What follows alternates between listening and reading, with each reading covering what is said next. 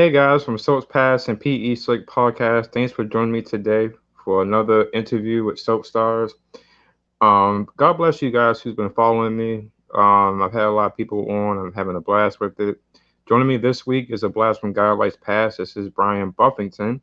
He was Little Billy from '89 until '98, and then Ryan Brown, Daniel Cosgrove took over. But here we go. Let me get him on board here, and we're gonna take off with this.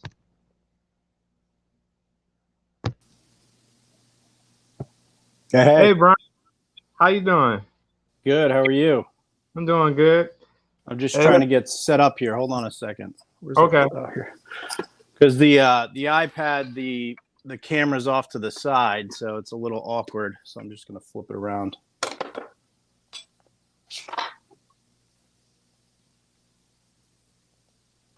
Oh, maybe that doesn't work either. All right, I'm just gonna have to try to remember to look to the camera over here. Can you hear me? Okay. Yes, sir. Hey, There's listen. uh there's some Thanks for loud booms going on. There's a nice thunderstorm coming through here. So listen. Thanks again, man, for coming on my podcast for a moment yeah, with me, and I appreciate it. sure. I did one of these a couple weeks ago, and it was a fun trip down memory lane. So I said, let's do it again. Yeah, yeah. Well, I was a huge fan of Guiding Light, as I mentioned, for a number of years. You were gone when I first started watching it. Another actor was playing Bill, but I love the classic episodes, and as a result of this, I'm trying to put together. Well, I'm working on a documentary about Guiding Light. Oh, right on. Thank you. Very cool. Um, so you started watching in, you said what year? 2000. 2000. I was in Okay. second, third grade around that time. Yeah. Yeah. So you missed me by probably about a year. I think it was 98. I can't remember what month, but sometime in 98, I made my exit. Yeah. How you holding up during this pandemic, man? Uh, I mean, honestly, it's it's at this point first world problems. I mean, not getting to go out, trying to keep it all in perspective. But yeah, I mean, it's, for being honest, it's a pain in the ass, right? I mean, life just sort of changes very quickly, and there's all these restrictions, and I think the hardest part for me is the kids. So I have two kids, and they haven't been able to socialize or play with their friends anywhere near the amount that they're used to, especially in the summer. Right. So that's been kind of a bummer. But look, we live in Florida. We got a pool. It's not like a hurricane, which apparently there's one sort of trying to head our way. But Oh Lord. at least we have electricity and Wi-Fi and all that stuff. So Right. it's been an adjustment. But my wife's been home more because she usually works at her office, and I work from home primarily. So having her home a little bit more has been a nice little silver lining. Okay. Let's take it back a bit. Where are you from? I was born in about as far north as you can go, New Jersey, and Okay. grew up there, and that's kind of how I got into this whole thing. I don't know if that's one of your other questions, but that Yeah. get that gets asked a lot is, how did you get into it? And honestly, my mom would probably be a better person to ask, but all I remember is you know, a lot of kids when we were younger did, went out on auditions for primarily like print work, like magazines and things like that. Right. Um, and then I did, some commercials. I remember there's one or two guys from either my school or neighboring school that, used to see at auditions, and it just kind of went on and on. You know, uh, People stopped doing it, and I guess I liked it enough that I kept doing it. My mom, sort of was the one to take me to auditions and all that stuff, and and she did not. She was not a stage mom. She did not force me to do this. She wouldn't have done that. But she was kind of my personal assistant for many years. Right. Okay. So when you did start acting, when you first joined Gotten, like you was playing the little Bill Lewis, who was a baby, and then when Billy and Vanessa came back in '89, you joined the show. How did that come about for you that year? Um, I I remember, it's funny. Like I was 9 years old, so I feel like I remember a lot of it, but I don't know if it's just from the stories or hearing them over the years. Right. Like how do I remember all this stuff from when I was 9?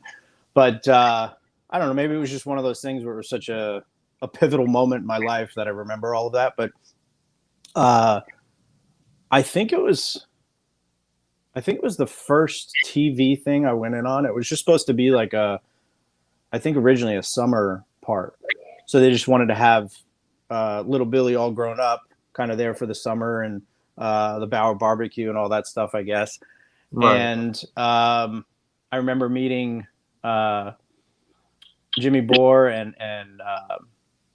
Betty Ray and being in that room and auditioning, and I think I remember the callback. So I remember a lot of it, but yeah, it was just supposed to be a summer thing that turned into eventually, I think, a 3-year contract and another 3-year contract, and then I think 2 years or something, and then at the end it was just kind of a recurring thing. So Right. it was 9 years that originally was supposed to just be a summer. So Yeah.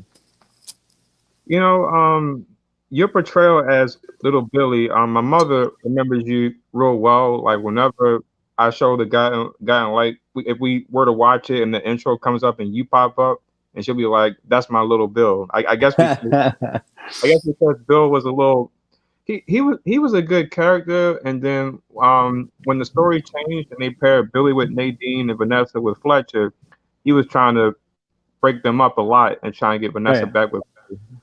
Yeah, little Billy, just anybody but Vanessa and Billy together was not happening in Bill's eyes or in his world. So I just, obviously I remember the later years more, Mhm.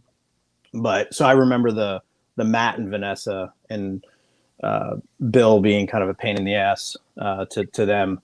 Yeah. Uh, there was, I believe, Bill started that Fifth Street fire because he was like pissed that he saw his, mom and boyfriend's little love lair, I think is what he called it or something, love lair. But yeah, so in fact, the reunion thing that I did with Alan, uh, that came up, and I couldn't remember. I was like, did I start that? And somebody confirmed. I believe it was Jill Lawyer, one of the writers, said that yes, Bill, in fact, set Fifth Street on fire. So, yay me, little Well, arson. it's ironic because watching some of the storylines on YouTube and some that was on tape, I remember some of that storyline, the Fifth Street Fire, watching it, and Yeah, I had my suspicion as to who it was, and then when it was revealed to be you, I was like, Little Bill started a whole fire in the whole it was an neighborhood. accident. I know. But yeah, and so when you said you kind of watched the older episodes, have you done that mostly on YouTube? Is that where you find them? So, how this started was I got a friend of mine's named Darrell. His grandmother has a lot of this stuff on tape that Mm-hmm. still works well. I Wow. started watching them all on tape. I used to go over there all the time, be like, "You got more tapes? You got more tapes?" And then when Guiding Light ended, there was some websites that did trading soaps DVDs. So I Okay. got all Guiding Light episodes from the early '90s and '80s on DVD Wow. down with me.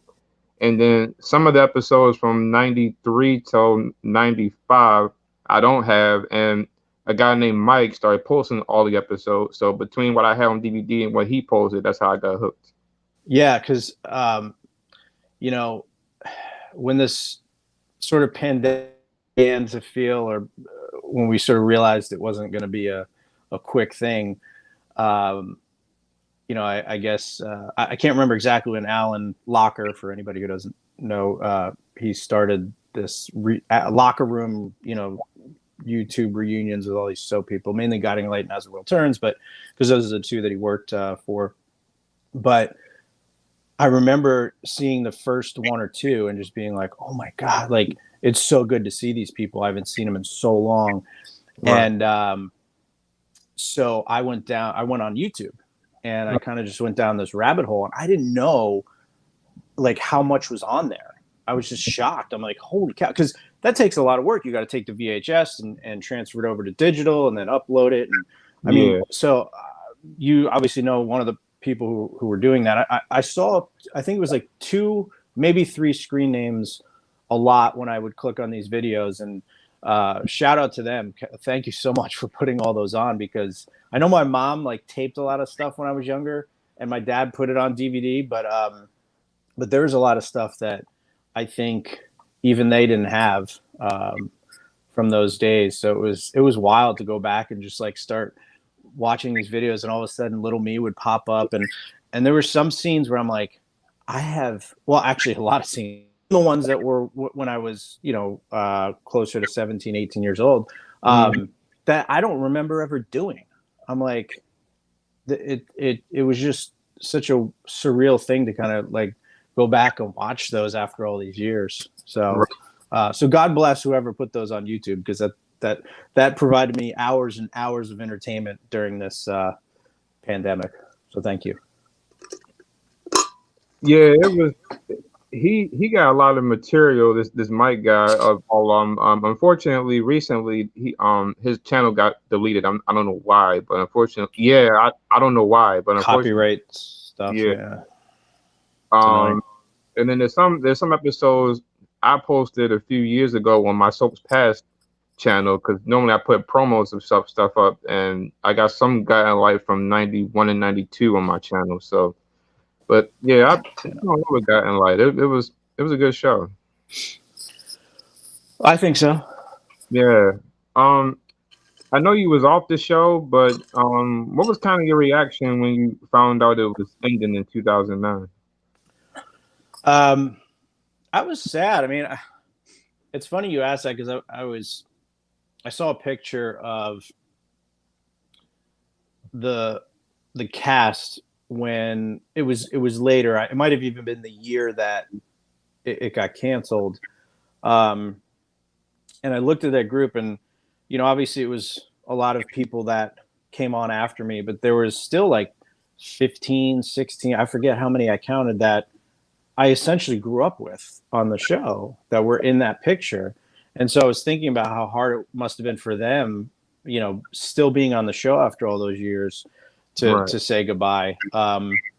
Because, when I left, I was going into I was going into my senior year of high school, and it was a little easier for me to leave the show at that point, because I was kind of burnt out, and I just wanted to be like, I just wanted to go to college, I just wanted to do that, just wanted to take a break.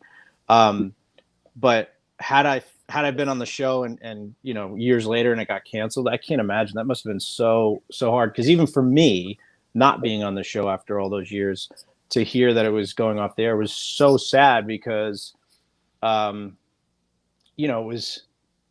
was like kind of, well, I was sad for all the people that were still there and working on that show, but it was like, this very important part of my life for so long. And I felt like, the one thing about Guiding Light was that it was the longest running show. And so when Guiding Light got canceled, I was like, oh boy, this feels like the end of daytime TV, and reality TV is just going to take over. So it was, it was sad. And also, every once in a while I used to flip on Guiding Light just to see some familiar faces. And I knew that I wasn't going to be able to do that anymore either. Yeah, it really took a lot of people by shock. and I was surprised as well. At the time it ended, I was in my senior year of high school, Hmm. and it was canceled on April Fool's Day, so I thought it was a joke. Really? That's my Yeah, birthday, by the way. Um, I yeah, I don't remember how I found out, um, but the silver lining was that because the show was going off the air, um, Kristen, I'm gonna botch her last name, Tessero. She played Mindy back in the day. She oh, had she hosted a reunion, and so that was about 10 years after. 10, it was about 10 years after I left the show that this reunion happened. So I flew out to LA, and the Emmys were that weekend as well. So I got to kind of tag along like the good old days. And it was so nice to kind of see everybody. It was surreal after all that time. It was like a reuniting with your family after not seeing them for 10 years, except for a few of them. right. And it was I think again the silver lining of it getting canceled was I got to sort of reunite with them at that reunion. But because Yeah, had they still been on the air, that wouldn't have happened. I'm guessing. right. But yeah, it was super sad, and it still is. So I wasn't, again, I was just kind of like tuning in every once in a while, and I remember at one point I turned on Guiding Light, and I was like, whoa, this looks so different, because they had switched to the location based shooting and the handheld cameras, and Yeah, got out of the studio, and it was like such a different look. So I think at that point I was like, well, this is kind of it struck me as, okay, this was sort of a move that they needed to make, and I kind of saw the writing on the wall. I was like, oh man, this probably isn't good if they're cutting costs and trying to do it a cheaper way. Um, Usually that means the network's not really supporting the show, and yeah, so yeah, at that point I was kind of like, this doesn't look good. But yeah. I know for a while, in the last 3 years, because I'm at this point I was taping the show. I had a lot of them on tape, and tape. I know they suffered a lot for ratings toward the end, and a lot of Yeah, veteran actors had left or were let go. Jerry Verdern as Ross was a big exit shock to a lot of yeah, people. he got killed or something, right? Yeah, well, he was recurrent and then let go, went to One Life, and then they killed off Ross Sure. the following year. I Um, didn't know that. Poor Jerry. yeah. And then yeah, in the last 2 years when he was doing the handheld camera movement, I know a lot of fans weren't too into that because it looked Yeah, it like was. from a high school documentary or something. Right. Well, it was a big adjustment. It was different, and here's the other thing, right? Like, and soap opera fans are very resilient, because they can go from watching one person play a character, and then the next week have that character be a completely different age and a different person, and Right. they'll usually accept it over time.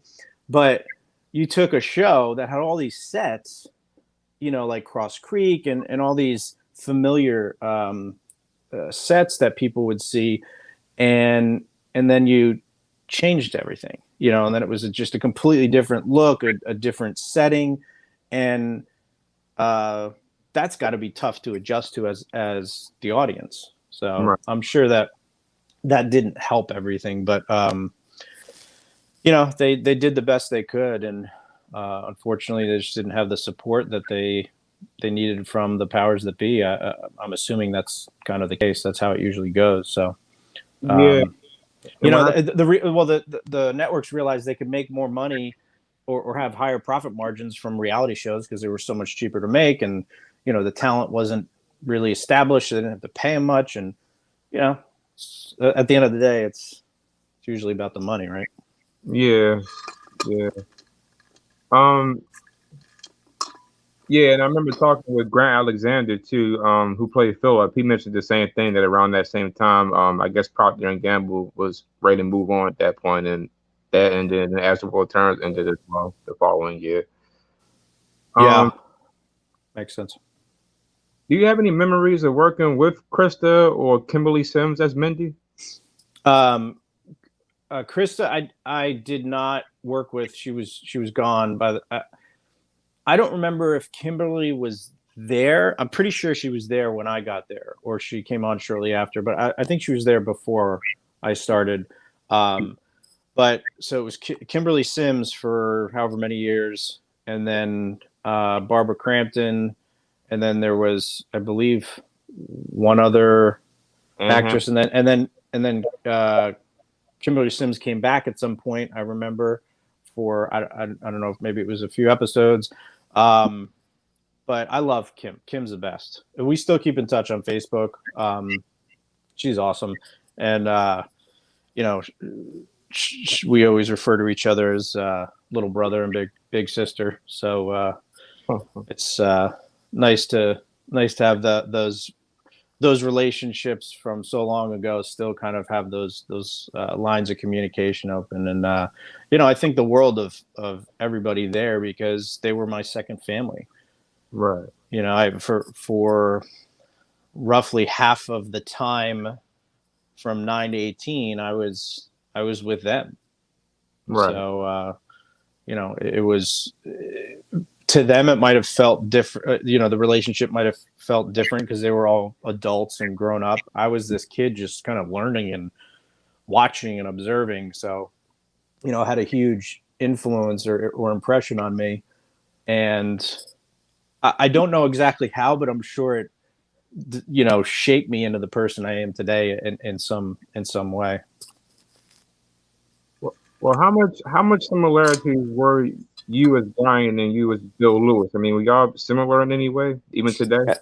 Yeah, I mean, that's a good question. I mean, I think it's hard when you play a character um, virtually, every day, and not so much for me, but it was maybe twice a week, and on average, and uh, you're playing the same person. It's impossible to not have your personality and certain things come out.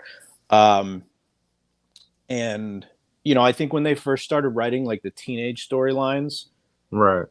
I gave a lot of input, like, here's what kids are doing or saying, or so there was that sort of coming out into the character. But yeah, I mean, we uh, I didn't start drinking at age 10, so that's one difference. But so much of that, even the stuff with Rachel and I, or Michelle and Bill, those like first sort of kiss scenes, and first, like the crush and all that stuff. Like I felt like, because I had that experience with some other girl in whatever grade I was in, so it Right. was like that was me, just acting like I would around this other girl. So so yeah, of course, there's a decent amount of me in that character, but it's still acting. Yeah.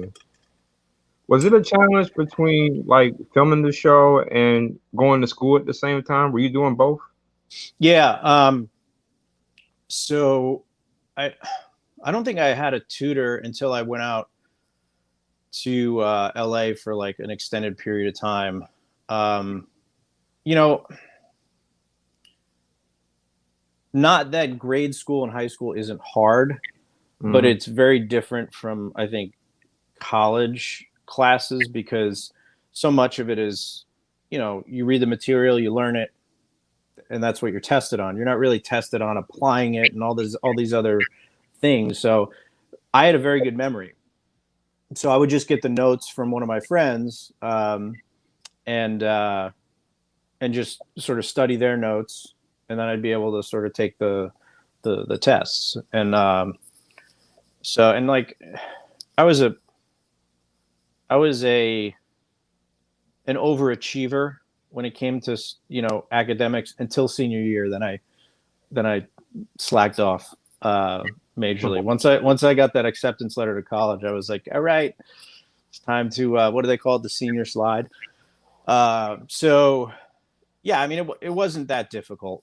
It really wasn't. I mean, it was a pain in the ass, because it's like the last thing you want to do is homework after you work all day on set, and but I would just do it during breaks in the dressing room or whatever. And, so looking back, that was never like oh, that sucked. It was fine. Yeah. I I really enjoyed your brotherly moments with Morgan England, who played Dylan. Y'all had some great scenes together. Morgan's a man. Yeah. Yeah. He was very much a big brother figure off camera and in the dressing room area. Um, he I don't know if he ever called me by my real name. He always had a nickname for me that usually involved some vulgar term. But yeah, he was hilarious. He still is. It was fun watching him on Alan Locker's reunion, seeing him and Melissa, and Melissa I keep in touch with probably the most out of all of them, because I lived with her for a time, twice, when I went out to LA. So uh, and but yeah, Morgan. I remember Morgan, Rachel, and Greg Burke, who played Ben Reed. We had a lot of scenes together when we were younger. So all good memories. Yeah, Morgan said I interviewed Morgan about a month or two ago over the phone, and he said the same thing. Great memories. I actually have a. Yeah. I don't know if you've seen this or not. I'm gonna turn my phone around. I got a little clip of you two together right here. Oh my God! Look at that hair.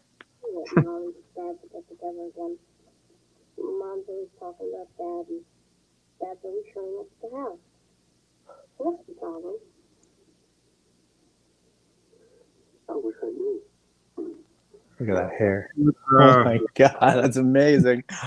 That's one I hadn't seen on YouTube, so that's amazing. Oh my God. And yeah, I forgot he had that kind of borderline mullet. He's still got hair though, so good for him.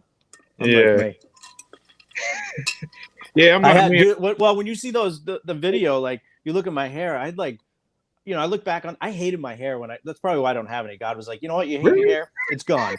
Um, because when I was younger, I hated how like froey and big and curly it was, and I could never tame it.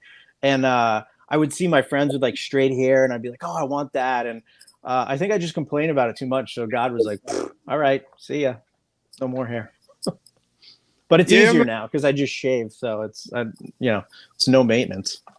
I'm not gonna lie. When I saw your interview with Alan had with you and uh, Kirk and Gina and May, and I saw you, I kind of because no, I haven't seen you on TV in years since Guy and Like. So when I saw you, I kind of envisioned you still having the long hair.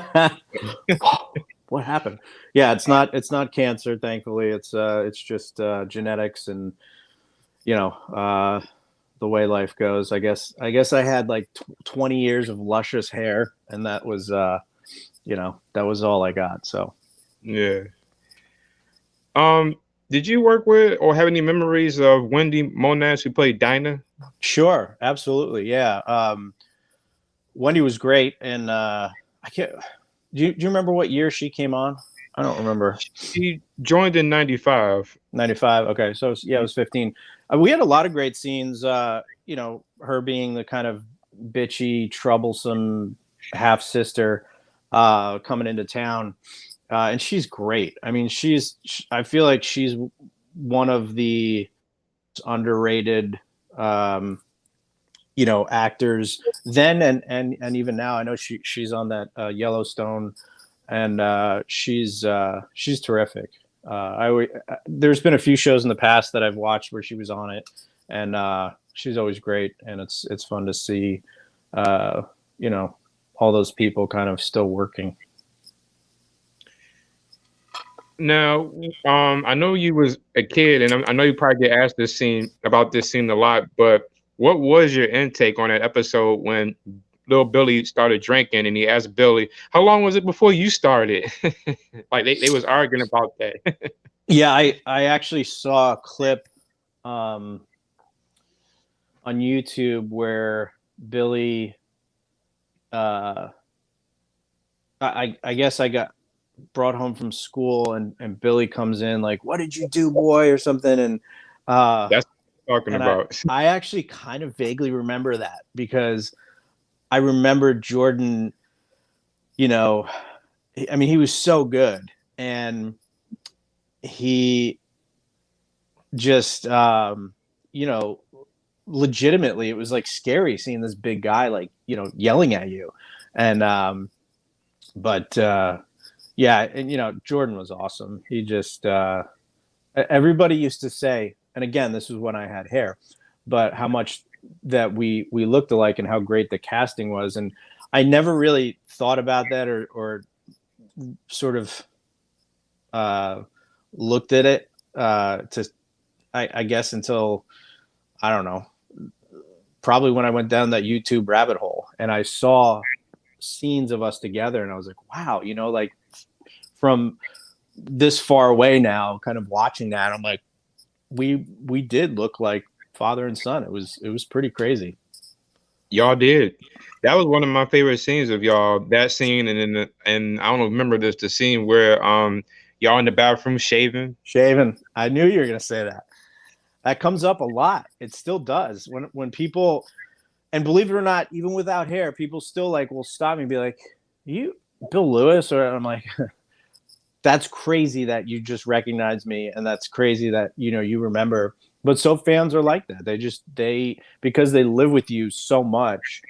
I feel like you know you become a very sort of familiar face. So even 20 years later, they can still, you know, they know it when they see you.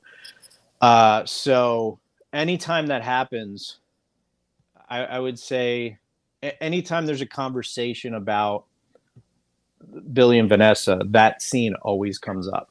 And and I saw a clip of it. Somebody did, and again, another shout out. I wish I could remember the screen name, but somebody did a bunch of character profiles, which might be good for your research of all the different characters, and cut together all these clips of all the different actors that played them, and then a bunch of different scenes, and threw some music on it. It was really like obviously took a lot of work, and there was one on Bill, and so there was a lot of scenes from my days, and I think that clip was in there. I was like, oh, I was like, there's that scene, and yeah, it gets brought up a lot. So I'm glad that touched so many people because I feel like you know that's something that I will always remember. You know, um, doing, you know, vaguely because it was so long ago, but I still kind of remember that. It obviously wasn't a real razor. It was just the razor without the edge on it and just kind of going down. And, you know, I think it was the first time I ever did that in real life. So it was like kind of like learning from my other dad. And I actually envy you guys who can do that because the first time I started shaving, I tried to do the same way you guys did, and I got bumps, so I had to use the actual, plug-in razor, and Yeah. I can't really do that. Yeah. This was actually was a lot longer, not too long ago, and it was just itching. I can't go past that really itchy phase. So, but during the pandemic, I was like, you know what, I can't let my hair grow, so I'm just gonna let my facial hair grow. And but I trimmed it the other day, and it just I couldn't take it anymore. So I have a fan question who's following. Her name is Shirley. She has two Hi, questions. Shirley. The first one she wanted to know was, who did you enjoy working with the most on the show? That's not fair. Can't ask questions like that. I can ask a second question. No, so I mean, I think anybody would understand this. It'd have to be Maeve, just because I had so scenes with her, and there was such a. I feel like from the the writers, there was a focus on that relationship, because when you think about it, a lot of the external things like Matt Reardon coming into town and all this stuff with Billy, and it was always sort of little Billy and his um, love for his mother that kind of uh, you know made him react or behave in those ways, like all this conflict and looking at Matt as this sort of adversary was all because he wanted, he was not only, I think, wanting his mom to get back together with his real dad, but he wanted to sort of protect her, and he just, there was just so many scenes, and so I feel like, and Maeve is just like, I mean, she's Maeve, she's a legend, and it was, again, when you grow up doing something like that, you don't realize what you're really doing, right? So I know I enjoyed it, but I didn't know or I wasn't able to appreciate how special of an opportunity that was until years later, when I realized that, for so long that was part of my identity, and when that was kind of gone, I was able to kind of look back on it and be like, wow, that was so special. Like, how lucky am I to be able to have done that?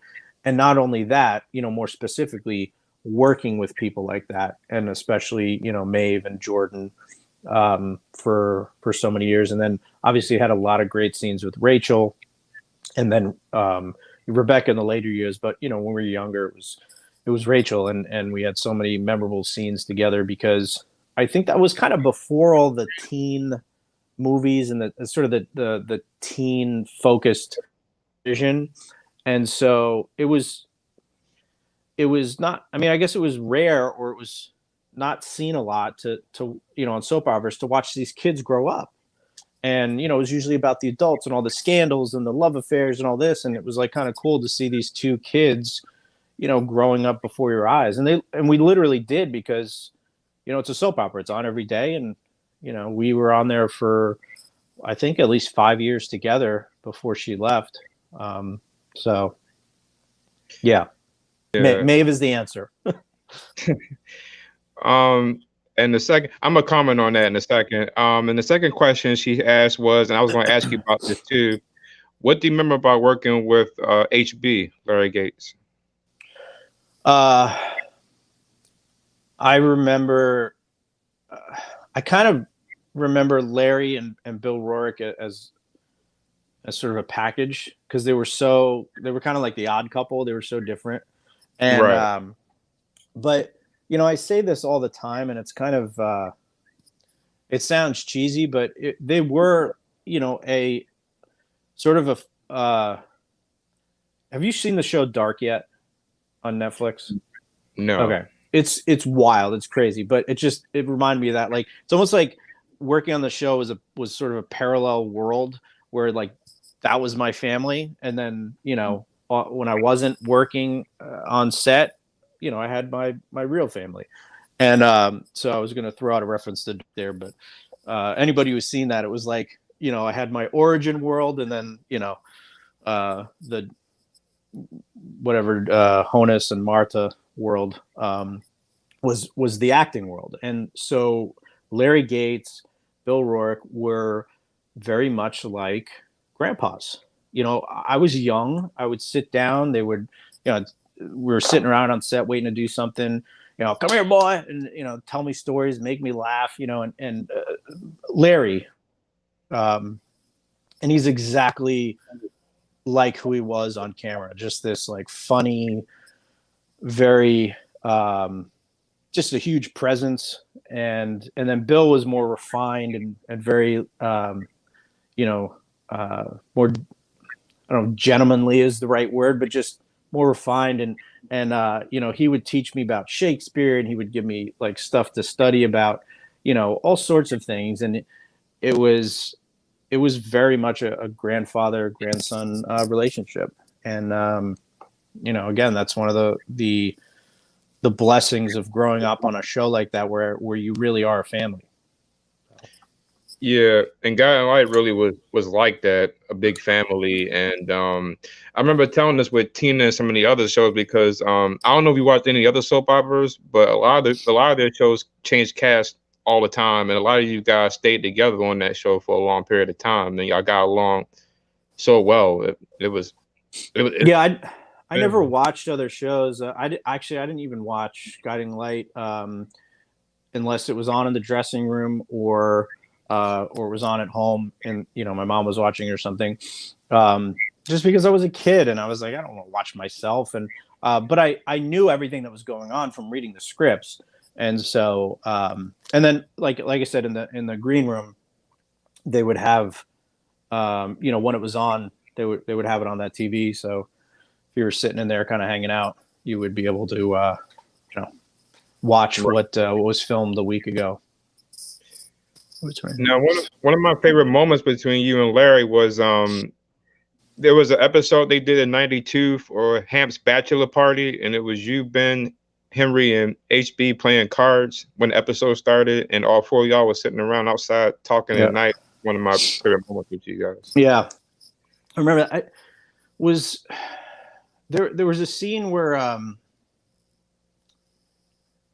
we were dressed. We were in like white suits, and maybe it was a wedding, but I remember Rachel, Ben, or Michelle, Ben, Little Billy, and Grandpa Henry and HB sitting down in some rockers. And I remember there was a scene there. I can't remember the context, but the reason I remember that is because I feel like maybe I have a picture somewhere of that, because I think that might have been my birthday, because they got me a singing telegram, like a big monkey that came into the studio to sing me happy birthday. It was really embarrassing, but wow. I feel like it was that day. So I feel like that's why I'm putting it together.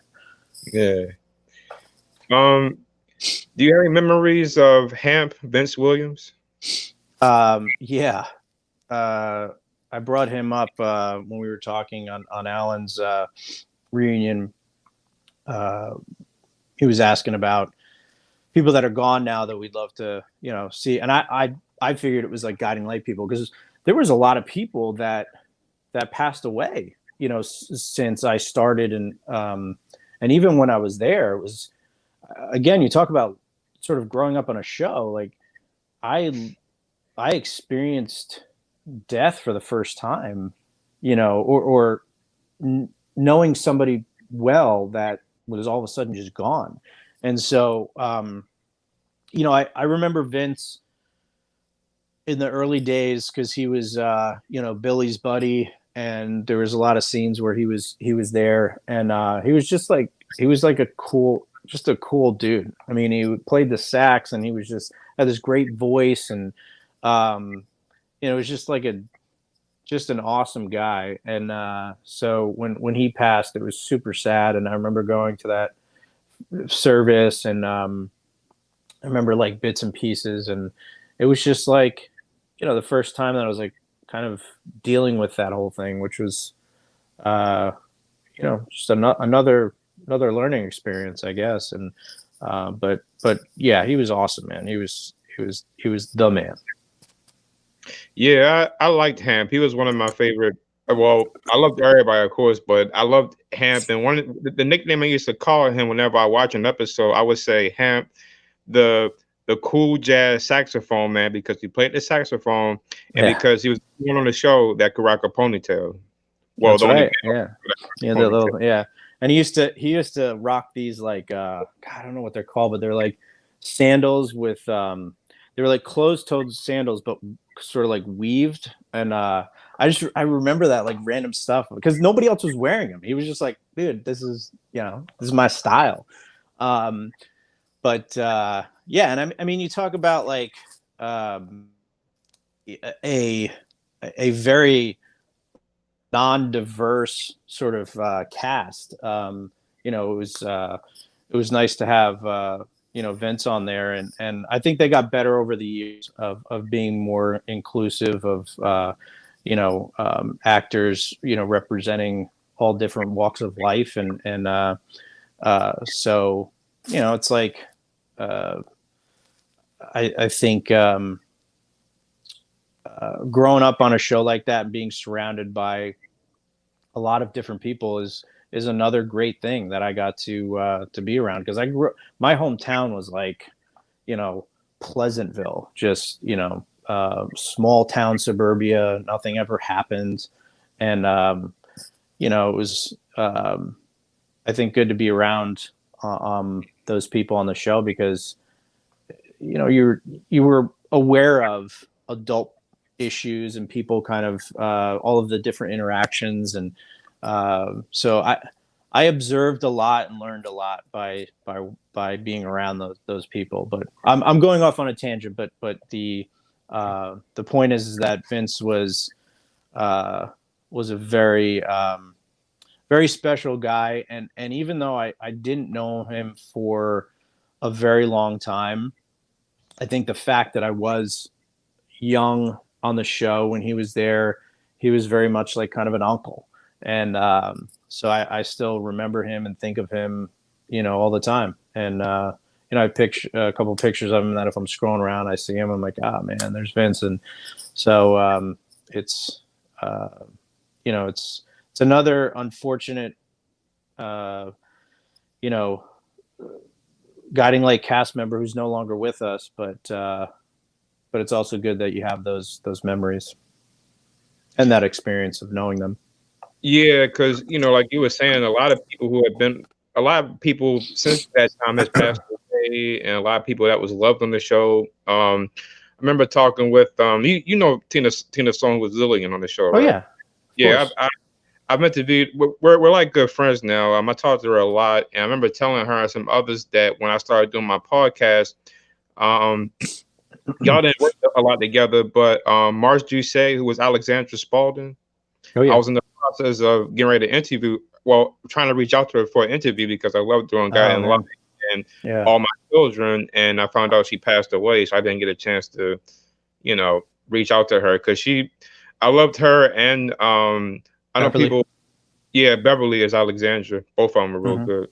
Yeah. Oh yeah. That was one of those things where Beverly was like, and again, she was. I knew Marge better because Marge was there for, I think, longer. That during my tenure, she was there for a bigger part of that. But also, I was older, so like, I don't think I had too many conversations with Beverly as a little kid, but with Marge, I certainly had more conversations with her, and she was awesome. But they were both so good. Like that's like an example of having a recast or having somebody else come in and play this character and like nailing it twice. I mean, I'm assuming that was Betty Ray because she was a killer casting director. So yeah, it was sad to hear about that. And then obviously, while I was there, Michael Zaslow, both my grandpas, and then we had those memorial services on the show that were, it was like that whole life imitating art, art imitating life, because it's like you were having a funeral service for somebody that really died. And so a lot of those, uh, you know, speeches or the people coming up and talking, that was as close to real as you get. Right.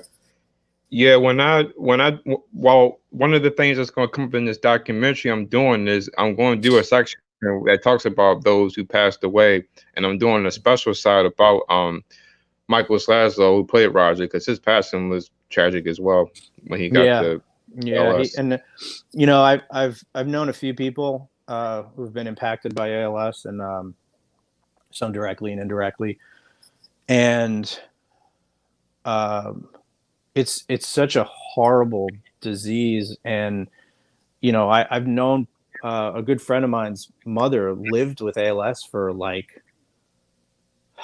I want to say it was like 30 years. It was something insane. She was like a very rare case where and then Michael Zaslow was like on the opposite end. I mean, it went quick.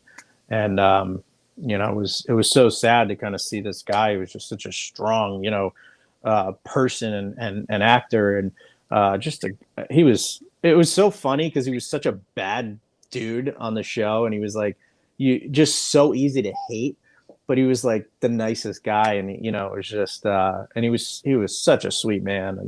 And that was super sad. Yeah. Um.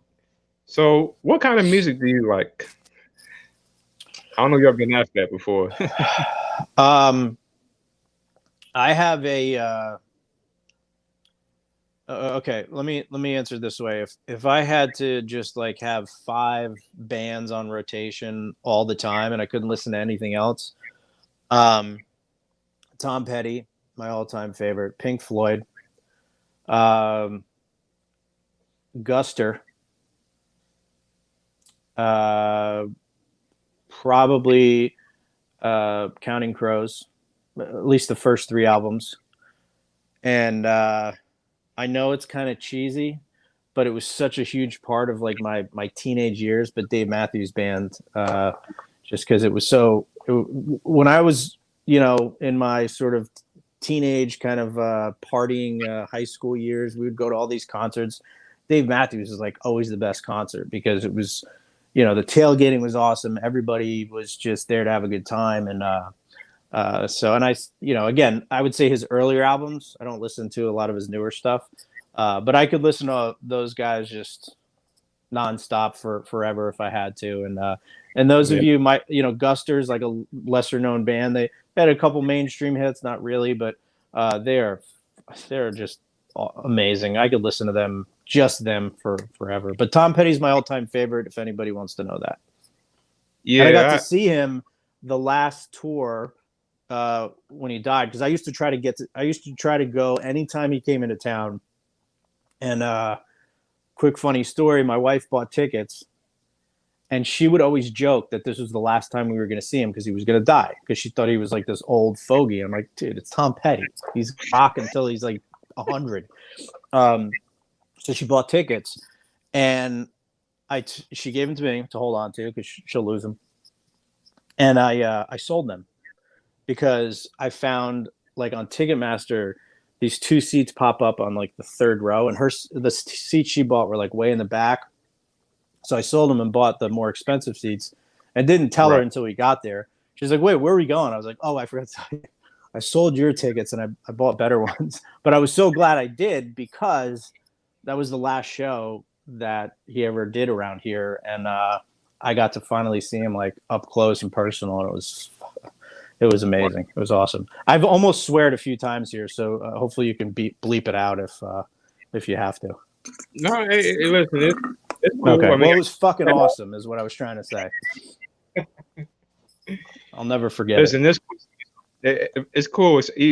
Express yourself. It's fine. Okay. Well, I don't want anybody to get demonetized or anything like that. I don't even. I'm still Yeah. learning how YouTube works, because I started. I buy so many bags. I'm like, I got to start reviewing these things and throwing it on YouTube. So Yeah.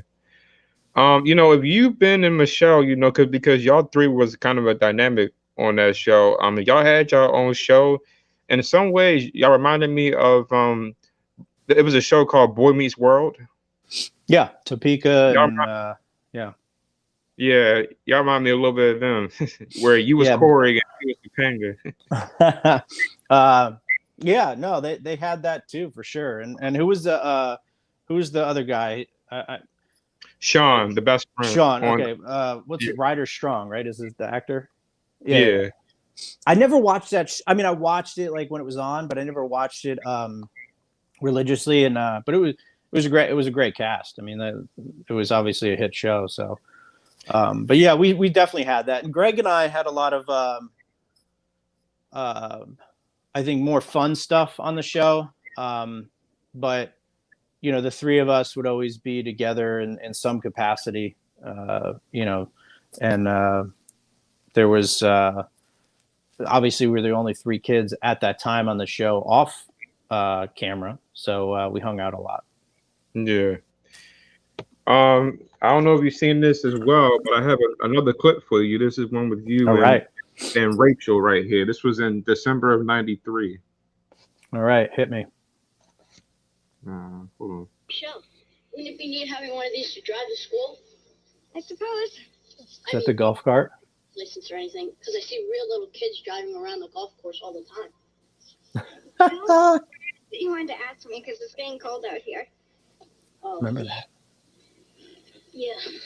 Well, I just wanted to find out to see if maybe you'd kind of want to sometime go to the movies with me. Spit it out, Billy. On a date? I don't know if I can. How come? I just don't. Are you grossed out because I like you?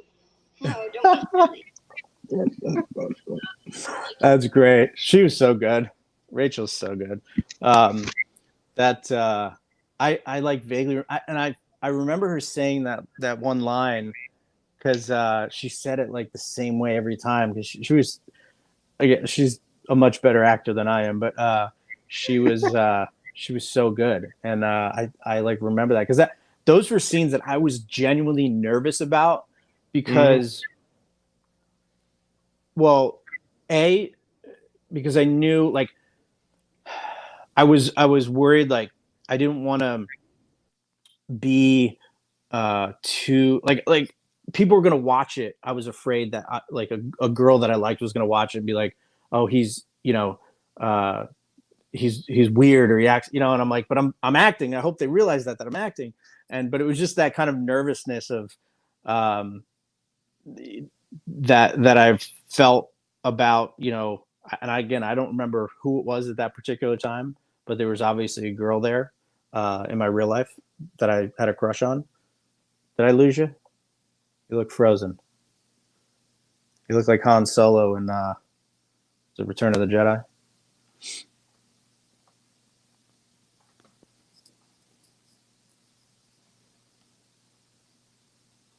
I see the timer moving, and now I'm by myself. Anybody here?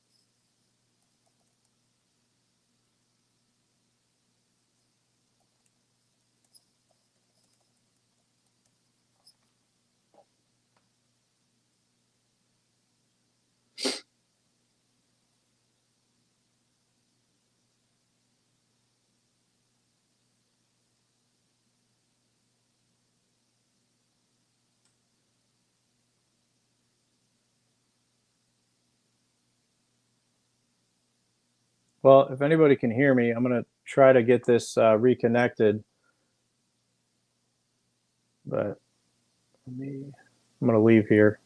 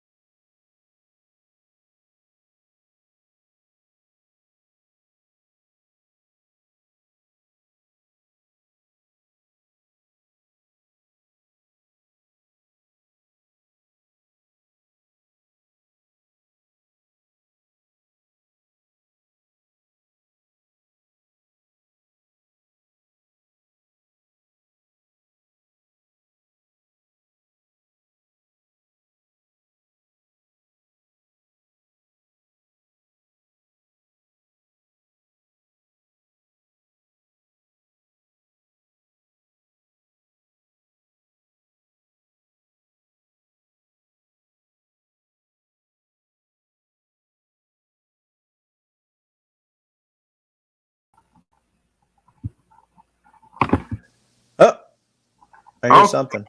All right. Can you hear me? I can. I can't see you, but I can hear you. Yeah. Hold on. Okay. There he is. All right. I'm sorry about that. No worries. Yeah. That actually gave me a chance to go to the bathroom. So yeah. I was doing it on my phone because I had Wi-Fi problems on my computer. I was doing it on my phone, and then my phone just stopped acting retarded, and I had to charge it. So I'm back on my computer. The old hotspot. Yeah. I'm always having internet connections, but I'm actually moving tomorrow, so hopefully connection is better. So where was we at? I don't remember, but one thing I wanted to mention that just so I guess to give people an insight, I get this question a lot, and I've had to think about it, kind of to give a good answer, and the question is something like, what was it like growing up on a show, and then the follow-up is what why didn't you go back to acting, or do you ever want to get back into it, those kind of questions. And right. So the easy answer is, of course. You don't just like doing, well, I guess there are some things you could enjoy doing and then just suddenly not like doing. There's just something special and fun, if you like acting, about being on set with a group of actors, and the camaraderie and the family, and just it's just something that I feel like only performers know, like that feeling, whether it's on stage or on a show, or even on, I guess, a movie set.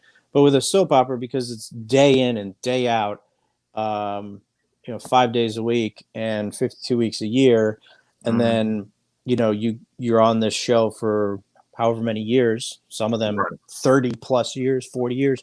For me it was 9, but during my growing years, and from 9 to 18, it's hard for it not to become part of your identity. And so what I realized after all these years looking back is that it's hard to make that transition from being a part of this thing, or just being a working actor, I guess, but also being part of a show for so long and then not. It's a weird thing for a kid to process. And thankfully for me, I feel like it was on a much smaller scale, because we're talking about, a soap opera, and we're not, while certainly a sizable audience, and nothing,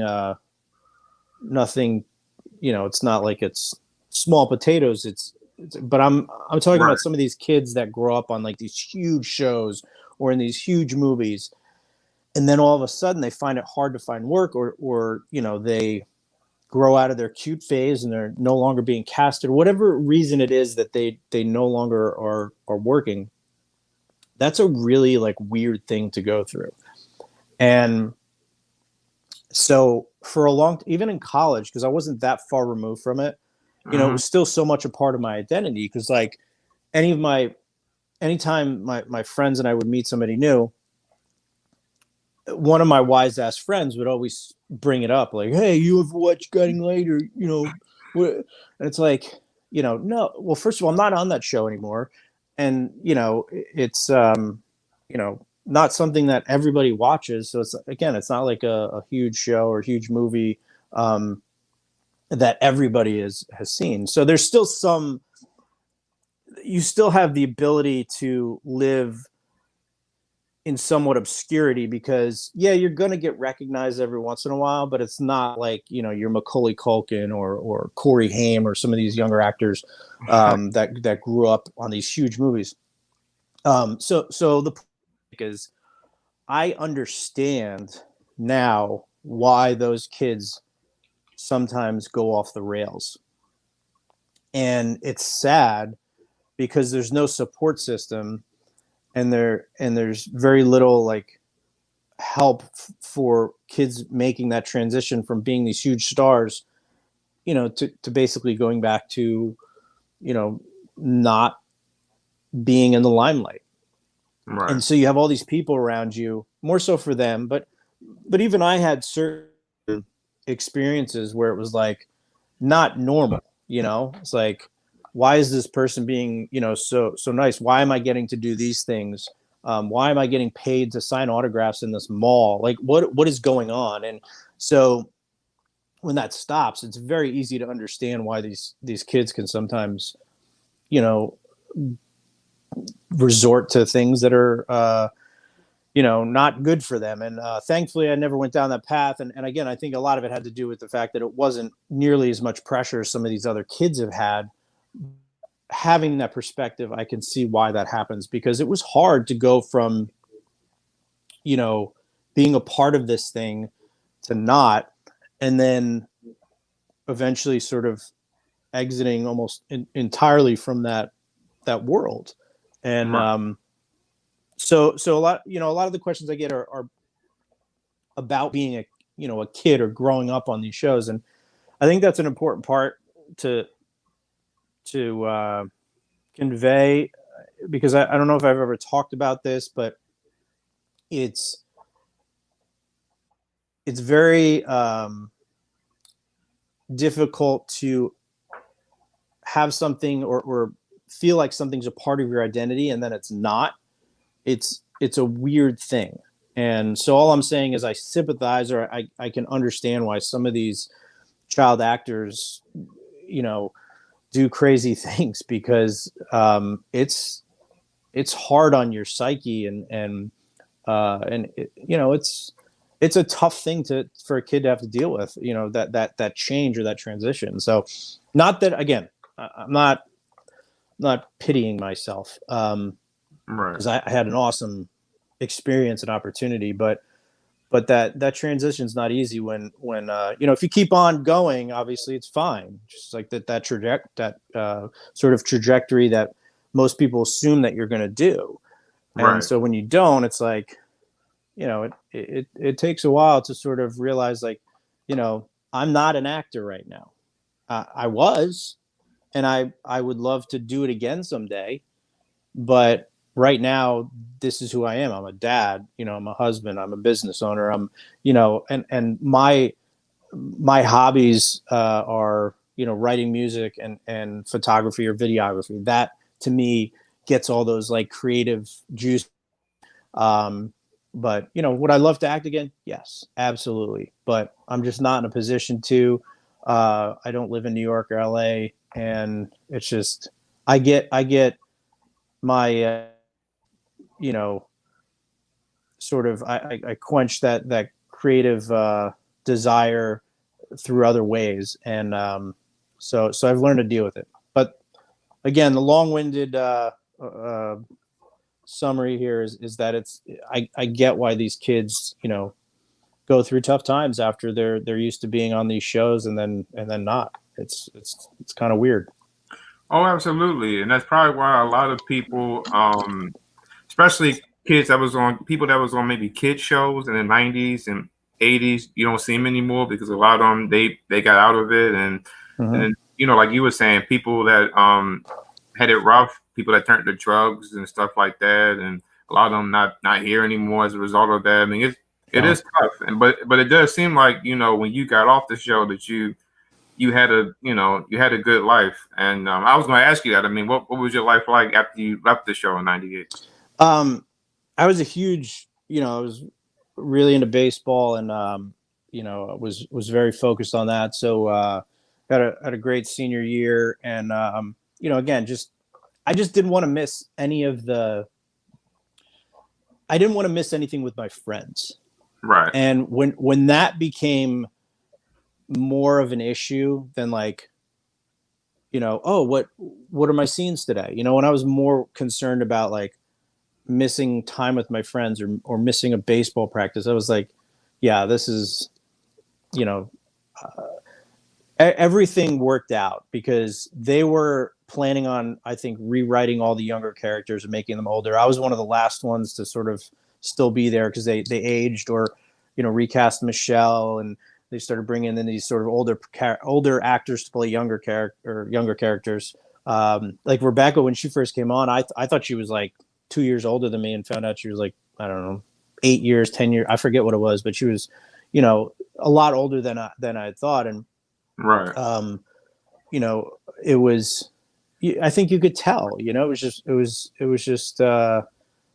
was weird. She was great. I mean, we that's a funny story, the whole screencast. So, or screen test. So that was the first time I ever had to do that. So they had me like screen test with three, I guess they narrowed it down. I think it was three actors to play Michelle. And so I had to make out with each one of them at the end of this scene. And my friends were like, "Oh, that's awesome, dude! Oh, cool." I'm like, "Dude, it wasn't awesome. It was so weird." Yeah, it's cool to like, they're very beautiful women, but like, it's not fun. Like, it's just it's weird, and you're having to do the same scene with three different people and act like it's the love of your life. It's a little strange, but it was. I think very clear that out of the three, I think Rebecca was the right choice. And they asked me for my input, and I said, yeah, I think Rebecca is the one. And so you're welcome, Rebecca, wherever you are, for helping getting you started. But no, she was awesome. But yeah, anyway, it's just a side story that one of those things I'll never forget. No, it's okay. I mean, I love Rebecca. I mean, I knew her more on All My Children. She went there after God. Yeah, I remember her more on there. Yeah, I feel like that was really, she hit her stride there. Yeah, I didn't even know she was on Guiding Light until I saw. You remember at the end of the show, they used to do the closing credits with the whole cast, the face and all that at the end of each show. Yeah, if they had enough time, they would put that on there. Yeah. Yeah, that's when I first found out she was on. I was like, she was on Guiding Light. She was Michelle Bauer, because I only knew Rachel, and then when Rebecca left, a woman named Joy Lenz took over as Michelle. Yeah, so I feel like she came shortly after I left, because I remember going back to the studio and visiting one time, and I think she was there, and yeah, she's done very well for herself, and then there was another Michelle after her, right? Yeah, it was Rebecca, then Joy, and then a woman named Nancy St. Album, who's from close to where I'm at, and she played Michelle until the very end of the show. Yeah. Okay. Yeah, because I remember with Daniel Cosgrove and her having some scenes in some of those YouTube videos I saw. Yeah. It was funny when I saw that Daniel Cosgrove was playing Bill Lewis. I got a huge kick out of it because I knew who he was from 90210, and then he had a hilarious part in Van Wilder where he has this amazing scene where they slip him X-Lax or something, and he takes this huge shit in a wastebasket in front of, I think he was like trying to get into med school or something, and so there's like these very important people, and he can't hold it in anymore, and he just jumps on this wastebasket, and he's just, I mean, he's very good at comedy, and I was dying. And so when I saw he was playing Bill Lewis, I was like, oh, that's the guy from 90210 Van Wilder, and obviously he's been in a lot more things lately as well. I think, isn't he on Billions? Wasn't he on Billions? Yeah, I think he had a part in there. Frank Grillo was on Billions this season, and then I guess they only filmed the stop because of COVID, because I didn't get any more alerts for new episodes. But I watched Billions. That's a fun show. Oh yeah, that's right. You were still on the show when Frank joined as Hart Jessup. Yeah. So, I mean, you talk about like recasts. I mean, Hart was like, I think there was 4 different actors when I was there. Wait, so there was Jeff Phillips, Leonard Stubbs, Leonard Stabb, who that Leonard had that Stubb, tragic hang gliding accident, and then Sean McDormand. Sean McDermott, but then there was Marshall Hilliard too. He played Hart for a little while. Right. So there was five, and then Frank. Yeah. So Frank, had obviously a lot of scenes with Dinah and or Wendy, and that's how they met. So we had a decent amount of scenes where we were kind of in it, and then when I remember the whole thing with my mom and or Vanessa being like dead, but not, and then sort of that whole thing. I remember some scenes with Frank, and Right. and Wendy. So, but yeah, he was awesome, man. He's kicking ass now. So, I actually I made my wife sit down now that Kingdom is on Netflix. I'm making her binge that. Yeah, they've had a couple of people like Frank who was on the show and then they took off. Him and Bacon in the early years. Back in the day. Nia Long. And Nia was great too. She was on when I was on. She was awesome. She was like as the cute little kid, all the beautiful women on the show are like, oh, you're so cute, and you're like, oh, that's haha, stop messing up my hair, and then you grow up and you're like, oh wow, I had all these hot women around me and loving on me. It was like this little kid.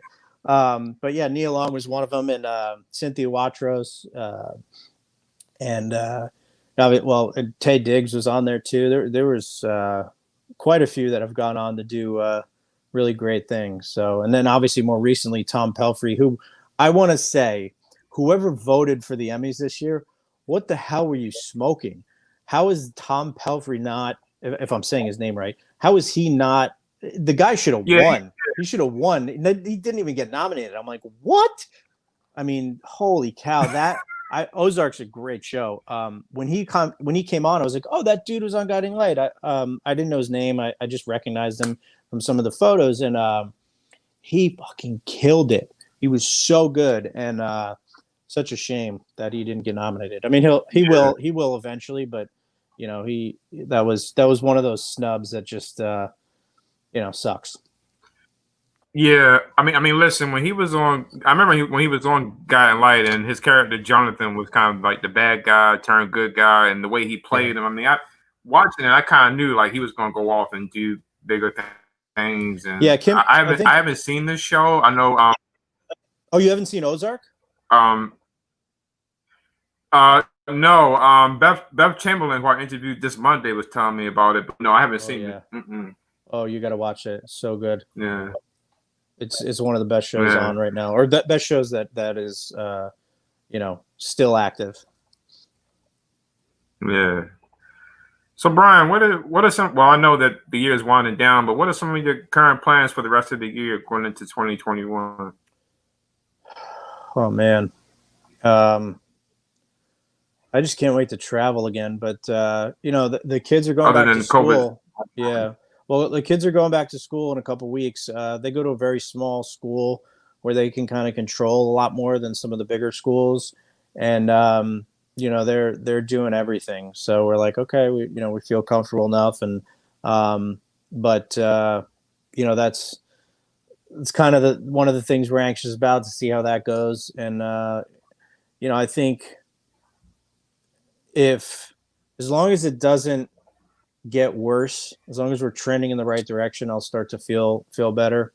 But like everybody else, it's like, how do you plan anything right now? It's like we live an hour and 10 minutes from Disney World. We're not going there anytime soon. I know a lot of people are, but it's like we can go there anytime we want, so we're not going to go now.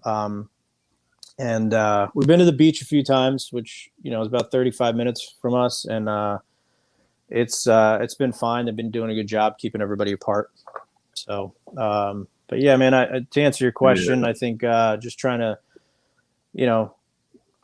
finish some of the projects I'm, working on, kind of hobby stuff, and then, just raising these little rugrats, and, working on the businesses, and trying to travel, man. I miss that. I definitely miss getting on a plane and going somewhere and staying in a hotel or with family or something like that. And it's rough when you realize like I'm an introvert. Okay. So like I'm happy at home, but I'm only happy at home knowing that like I can go visit friends when I want to, or go socialize when I want to.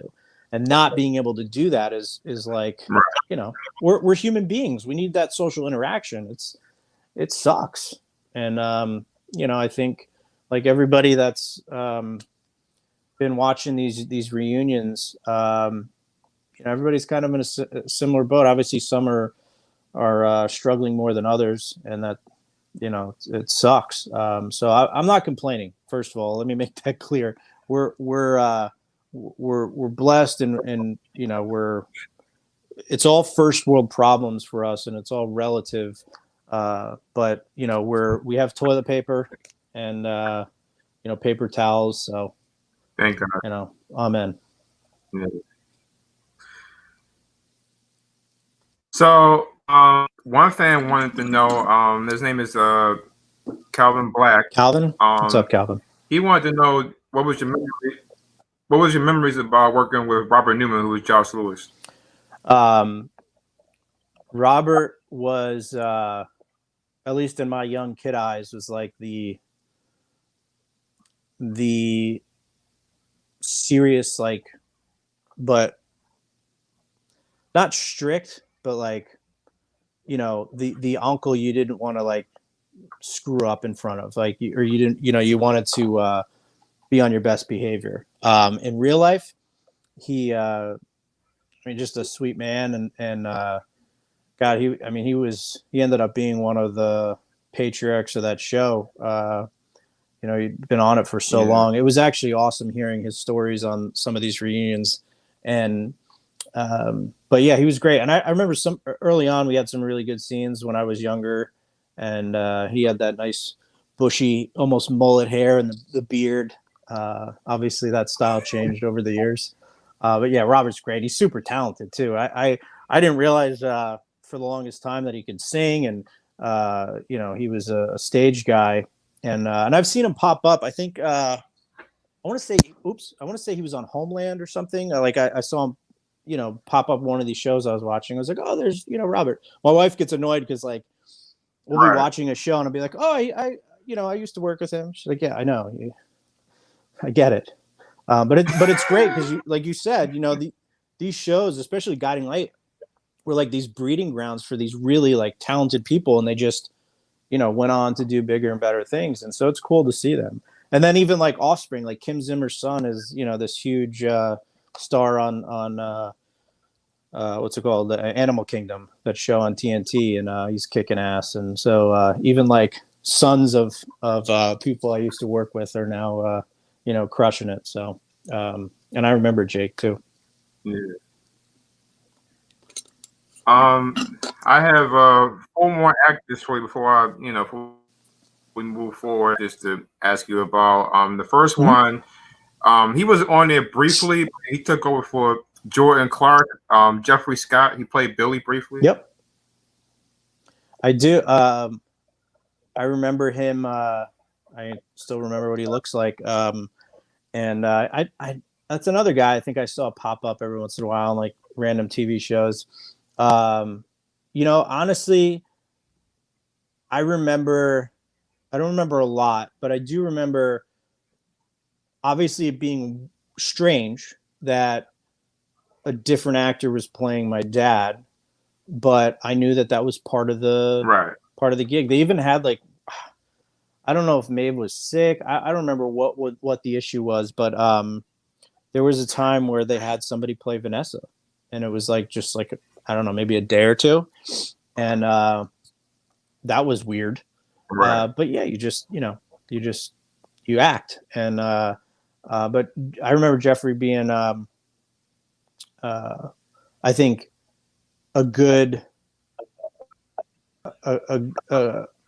as good of a replacement as they could have found for Jordan, who's very unique and one of a kind. But it was, and I don't remember how long. Do you know how long he was on there? Was it more? Was it a year? Was Uh, it less than a year? yeah, he only played him from like late '93 until early '94 when Okay. Billy went to jail for Roger. Okay.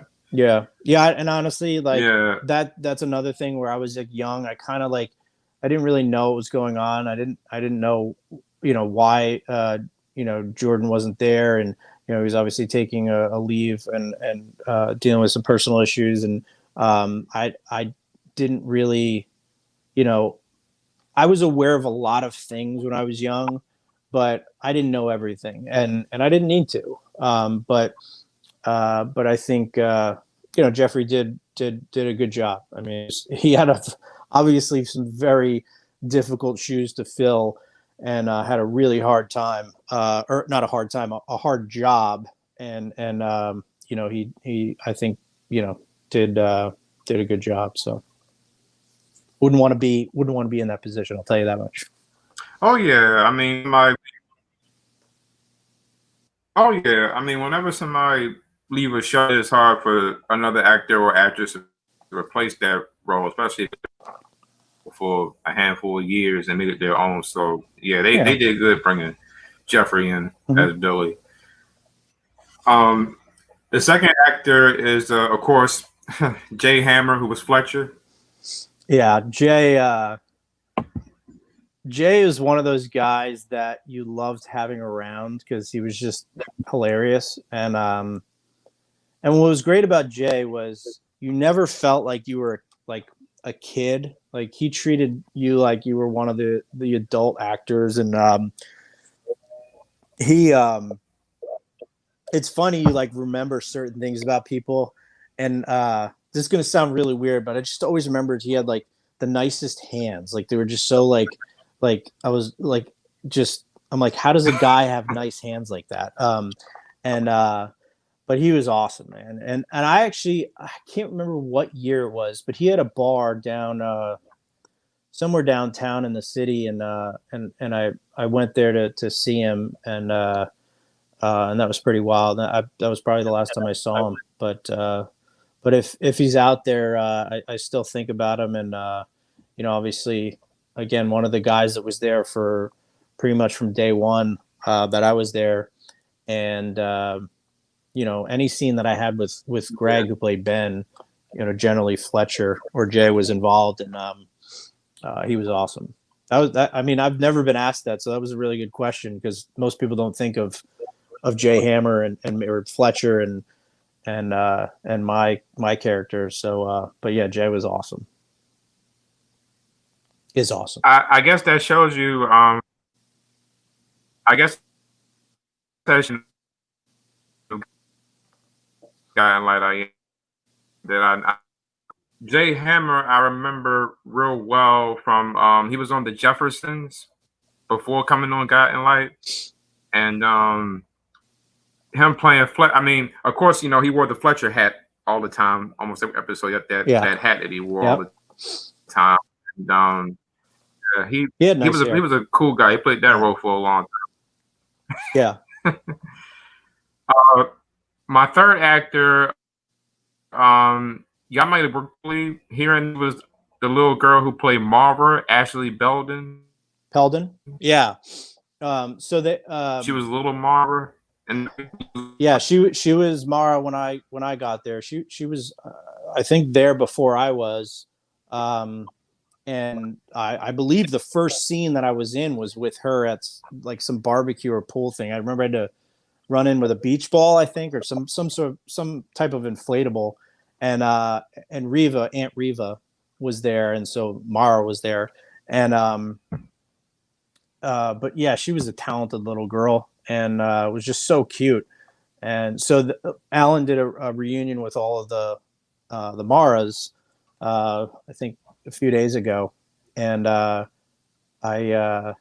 got in there a little late, so I didn't see the whole thing. I'll have to go back and watch it, but I still keep in touch with Kimberly Brown and Ashley on Facebook and Instagram, and so I get to I was well prepared for how old they are now because I've seen them But yeah, they're incredible actresses, and I know Ashley is now doing she's now a doctor, and that's pretty incredible. So yeah, they were always, anybody who played Mara, at least when I was there, was like wise beyond their years. They were just little. They were like, mature women trapped in these little bodies with intellect. I was like, how are you smarter than me? You're 3 years younger, 4 years younger, however it was. I forget, but yeah, I mean, I honestly, for scenes and stuff like with Ashley Peldon, it was all kind of family stuff. I don't remember any like substantive, meaningful scenes or anything like that. But we spent a lot of time together on the set, and so I got to know her mom and her sister Courtney, and her dad would come by to the set, quite a bit, and so we obviously were pretty close on set because we were like the younger people there.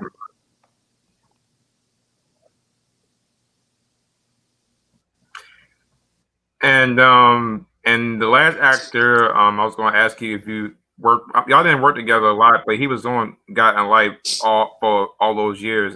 Frank DeCopoulos, who was Frank Cooper. Frank, another guy you love to have on set. He was on there forever. He was on there before I left, and he was on there until the last day, I think, right? Yeah. In fact, I'm trying to remember. I met up with him at some party back in the day. It was probably 11 years ago, 12 years ago. I don't know. It was a long time ago, but it was in the city. So that was the last time I saw him in person, I believe. But yeah, he was awesome. He is awesome. He's just a funny, witty, smart guy, and he's a ball buster. So having him and Morgan, and I mean a lot of the guys on the show, and you'll hear a lot of people from Guiding Light talk about how how much of a family it was, and it probably gets old hearing that, but it really was. I mean, it was a bunch of brothers and sisters, and in some cases girlfriends and boyfriends, and but yeah, Frank was another one of those guys that would keep you laughing for a long time, and he's a good dude. Yeah, I always said that Frank was the funnier guy, and then I used to say that the guys who had a funny humor out of than Peter Simon, who was Ed Bauer. Yeah, he was hilarious too. Little more a little more of a dry delivery from Peter, but Peter was awesome. It's funny, like I don't know how much of those people remember me or think of me, but I think of them all the time. Something will remind me of somebody because again, they were, for me, my immediate family in a parallel universe that I was living in. And so, it's like that will never change. I don't care how many years there is between now and when I left the show. Those relationships, or at least how I felt about those people, that never changes. And so, like, seeing Maeve, who I haven't talked to in years, and seeing her at that reunion, or the reunion in person in LA back in was it 09, I think, and then it was 08 or 09, right. And then on this recent one on YouTube, every time I see her, it's like hard for me not to like cry, because it's like seeing your mom who you haven't seen in so long. And again, I don't know how these people feel the other way, but that's how I feel.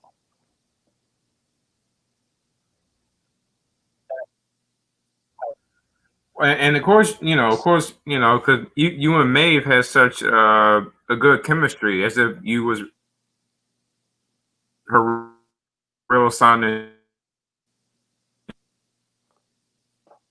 both of y'all. had it well over the years. Yeah.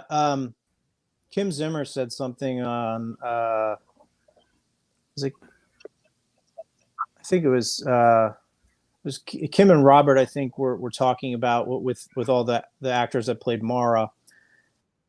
They were talking about how when you have kids on a soap opera, they sort of become your adopted kids because you spend so much time with them as your kids. And, I don't want to put words in Maeve's mouth, but I assume there was, somewhat like of that feeling. And because it was for me, when I was on set, she was my mom. And we had so many scenes together from when I was 9 to 18 that, it's hard to have that,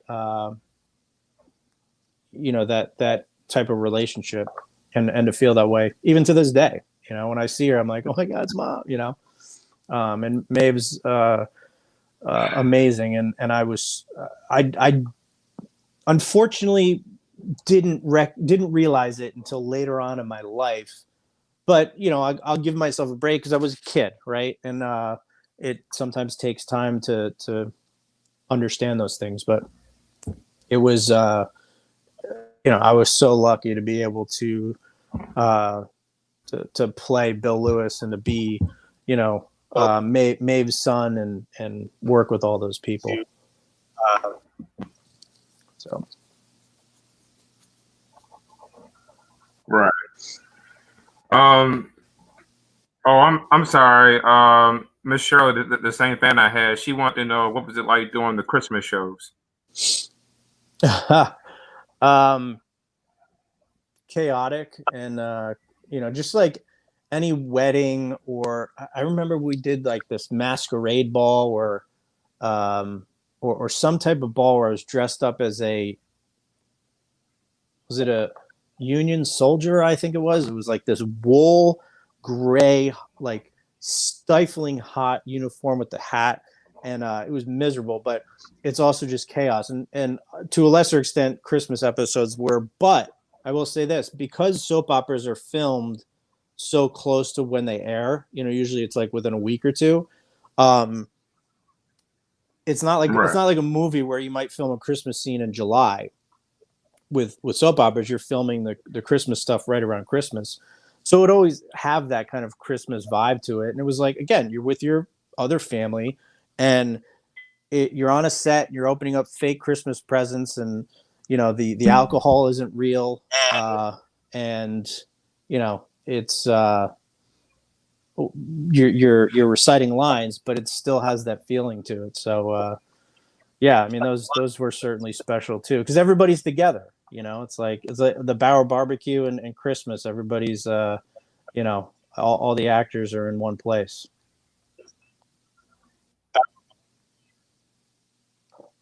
Right. Barbecues every year. That's when everybody would come together and I guess talk or have a random conversation if they didn't have a storyline, and people you wouldn't see in a while would come together. Then we got to give this person a line. Yeah, those were every year too. That was a big deal.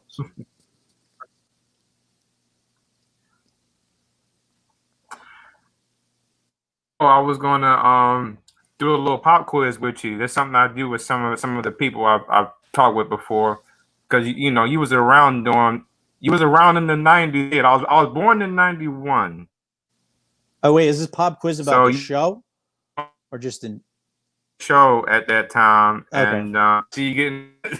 Don't worry. No, I listen. I'm going to preface this by saying that. Here's the first one for you. Wait, what's the first one? Sorry, go ahead. Bit of a delay here. I was going to say, so the first one is a simple one. Sesame Street or Mr. Rogers? Mr. Rogers.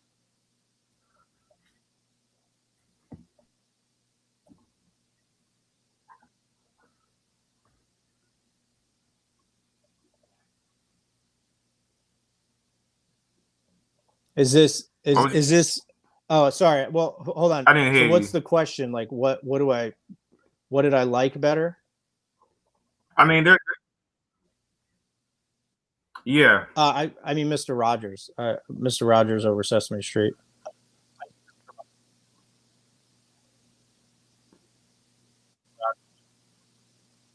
Okay. Home Improvement or Full House?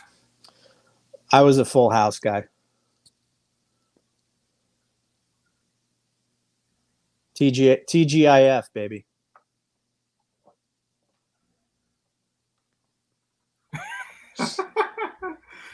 There you go. I don't know. I don't know if you listen to them or not, but the one question I asked a fan recent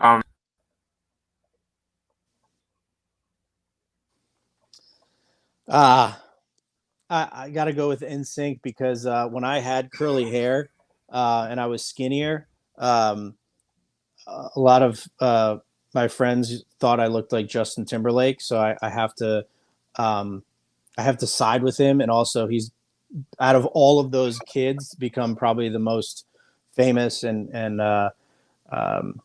he's the man, dude. That guy is like he can do anything. He's absurd.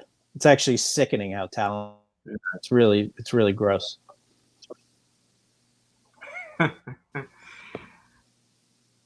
um What else? What do you do got? one more. Uh I don't know if you listened to them or not back then. I don't know if you listened to them a lot back then, but I remember asking Beth Chamberlain this: Hall and Oates or the Doobie Brothers? Um, that's a tough one. I probably like neither band does it for me, but Hall and Oates has some like huge hits that like you don't know until you're like, oh, that's Hall and Oates, and so if I had to pick one concert to go to, I'd go to a Hall and Oates not because they're a better band or better musician, but just because I feel like I would know more songs. Okay. And my last question to you before I let you go, Brian, is there any final words you like to say about God and life and all of the people that you work with, and those who passed away, and your time on there from '89 till '98? Yeah, if you got another 3 hours, I uh, I would just say that it was an unbelievable honor, pleasure, privilege, blessing, all of those words, to have had that experience. And a part of me only wishes that I was older when I was on there so I could have appreciated it more when I was there. But because I was a kid, I think it's taken me a longer time to look back and realize like how special that was and how special so many of those people were, and how grateful I am to have had that experience. Um, and then to I guess to the fans or to the people who watch, like I mean, my God, obviously gratitude, thank you. What's amazing to me is that people still remember, because I think that's where a soap opera differs from so many other types of shows. Um, you have these incredibly dedicated fans who remember you, and that's why, like, I still get messages on Facebook, and to those who have messaged me, I try to answer and you know uh, say something back. I don't get alerts, so sometimes I don't see them for like months. Um, but obviously, I keep my Facebook friend list, pretty small and private, because I'm just so paranoid about. And I even was off Facebook for a while, but anyway. But feel free to reach out on Messenger. I love to hear from old fans and their memories. It's wild, but so to the fans, thank you, and um, you know, for those who have said kind words on these message boards on some of these and podcasts and stuff. It's really amazing to see that. So, and then obviously, you said about the people that are gone now. It's again, I think about everyone that I worked with that is still on this earth and not. I think about them a lot.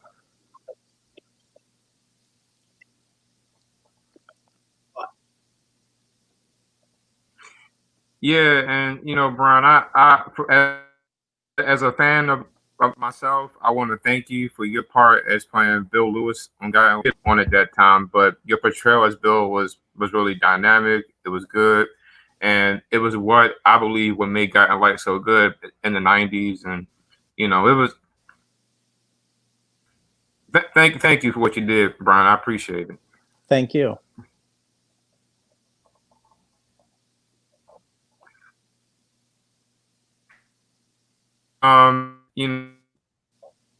Bill and Michelle, and I mean, I know y'all didn't really date on the show, but like y'all was a cute couple on there. Next to Reva and Josh, Billy, Vanessa, Frank and Elaney. Yeah, y'all had Mulaney.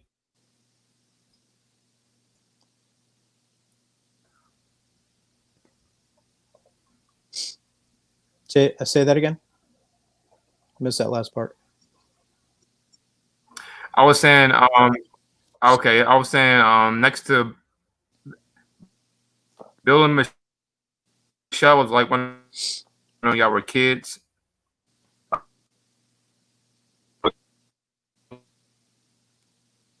Yeah, you're breaking up a little. Billy, Vanessa.